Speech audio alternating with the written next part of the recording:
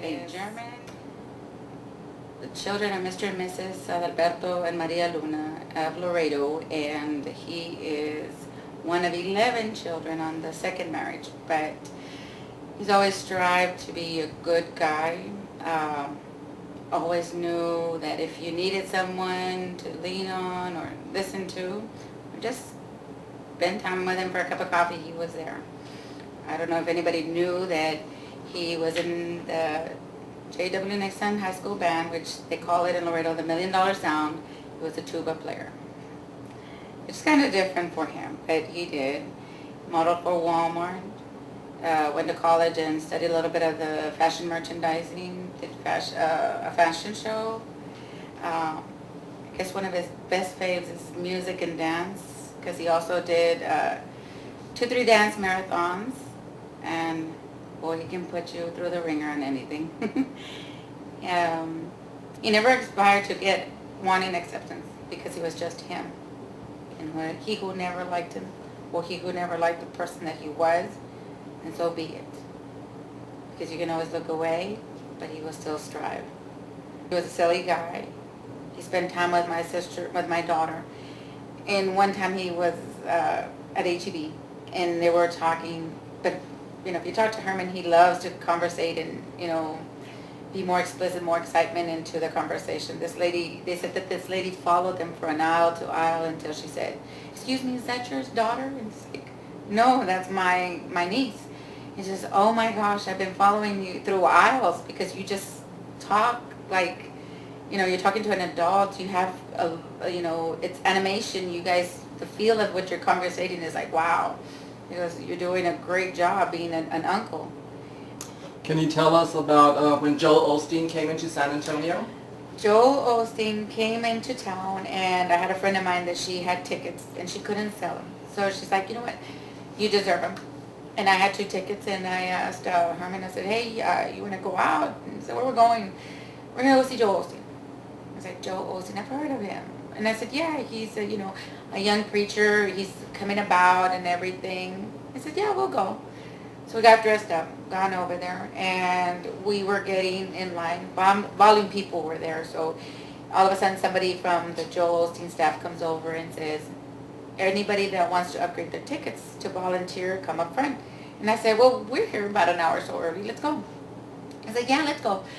And we were there, and what we were supposed to do is volunteer in the selling of his CDs, the books, the business cards that he had, the postcards, any memorabilia for Joel Osteen.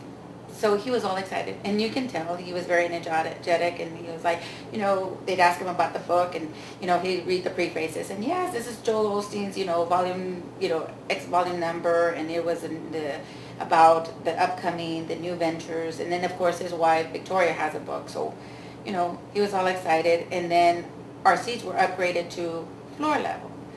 And when we were there, and the excitement, the ambition, it just rushes through your body, and you can tell because he was enjoying it, jumping in and dancing and feeling the power of Joel Osteen's preachings. But he enjoyed it, and he says, when it was getting close to, it was like, okay, we got to go back, we got to go because we're gonna go volunteer, and it was just something that he always did. Volunteer was a key word for him because it doesn't cost you anything, and it comes from the heart. And that's, the ambition that he had that night. Lord to behold, he was so tired, but yeah, he had fun. And really emphasized him a lot that, you'd go to his apartment and he'd be watching it, or I didn't go to church, at San Fernandino, but I'm going to watch it at 5:30, or, and he'd be talking about Joel Osteen. So that was one of the greatest things, I guess, in his life, that he went to see somebody that moved him. What would you say if you had a couple of minutes left with German?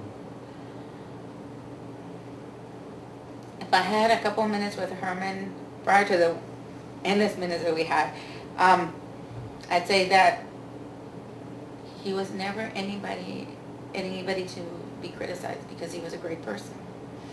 To never ask the things that we were never going to get an answer from, because I found myself asking the same question. I mean, we come from a large family, but we keep our distance because we have not the unity, but we have each other when we really need each other. And I'll tell him that it's going to be okay. It's going to be okay that mom and dad are going to be fine.